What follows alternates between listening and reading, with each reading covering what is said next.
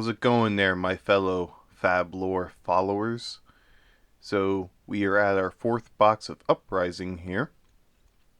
We still need to pull Legendary or Marvel, but with this being the fourth box, if we do pull one of those, I'm going to be doing one more video of Uprising, and it's going to be a case opening. If that does end up happening, since I normally do a hero highlight for the last box, I'm just going to discuss all the heroes through the case. Instead of doing a lore story today, I'm just going to discuss how I feel about Voltcore and just some of the articles I've discussed leading up to this. So if you haven't seen those lore booster box games for the Uprising yet, I would suggest going through them, at least listening to the stories, so you have an idea of what I'm discussing here today. So alright, let's crack open this box and discuss some things. The first thing that I discussed in box number 1 was the landmark of Voltcore. Honestly, I don't know what kind of person would want to live there. Because with two sides, if you're a royal, that's great and all. It's cool that you know, like, the arcane magic and stuff. But you have all the people of Voltcore pretty much despise you. And on top of that, you have the royal court that is just complete cutthroat. Like, I couldn't imagine living in a spot of constant, like, looking over my shoulder. And yeah, and as far as for the people, I mean, they're in constant war. They're dealing with generals killing people. There's just a lot of dying going on. Plus, you gotta worry about lava waves and stuff coming in and killing your entire village. It's, yeah, that's pretty rough. It's interesting, like, the dragon that was there before any human population saw them in the outskirts and then decided to give them part of his arcane power. And I wonder if he did that just to see them all fight each other like they are, and then possibly just getting his landmark back, where people were just like, we're not even stepping foot into this area, forget about it. And yeah, I actually think the most reasonable ones are the nomads, because they're not they are kind of dealing with war, sort of, but they're more in the outskirts, so they're just simply trying to survive in the landmark. So you still have to deal with, like, volcanic waves and stuff and the creatures, but I think it's one of your more livable situations if you're trying to stay there. And what do you know, we pulled ourselves a Marvel.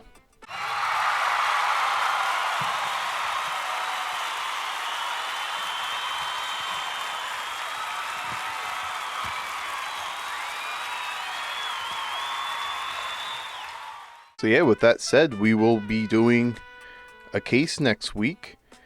I'm going to just finish the discussion here, and then I'll discuss what we're going to do there for next week. But that was pretty much my say for Voltcore. Now we're going to discuss the Icelander article. Very interesting of how she left Voltcore and ended up in the ended up in the Aria region. Makes me wonder if her parents were nomads in Voltcore, and once they had her, like, there had to be something that happened, or maybe they were nomads and they were trying to go venture out to Aria, possibly. There might be something said in her character story that I'll find out later on, but just from the article alone, there's kind of this gap of how she got there, so I'm interested in hearing the rest of that. With that said, though, you know, it's interesting how she has arcane ice powers, and then has the Rage of Fire behind her, which is very interesting. And yeah, now that she's in Volcor, I don't know if this was before or after the Emperor stuff. I'm assuming it's before, because of all the war and stuff going on yet. And she runs into that one lady that gave her the mask to disguise herself as a Volkai. Something tells me that was Dromai because of the whole illusion of the mask. And I think it's them trying to plot to overthrow the Emperor. And that's pretty much where they left us off with that. The last article I discussed was very short, but it was about Shiana trying to talk to the Emperor to help Solana defend against the monastery. Because she assumed that if they end up taking over Solana, that Volcor would be next. Which could be the case, because they're probably going to know how vulnerable they are right now with everything going on. But as Shiana was investigating the area, I think she started to realize that the people are just very tired of the royal ways and wants to overthrow that whole thing. And I think she's going to sit there and be like, you know what? Let's wait for all this stuff to settle, and then I can get the people who are going to be stronger if they're going to defeat one of the most powerful wizards in Volcor. Get them to come to Solana, possibly defend the monastery, and keep them in Solana as well. So that's kind of my take with all three of the articles I discussed. I am now looking forward to doing this case opening, and we will be discussing the heroes that are in this set, which I believe is Phi, Dromai, Icelander, and I think there's another one, but I do have to double check. But I know mainly them three. That will come out in a couple of weeks. Now we get to just sit back and relax here and see if I pull any more goodies out of this box.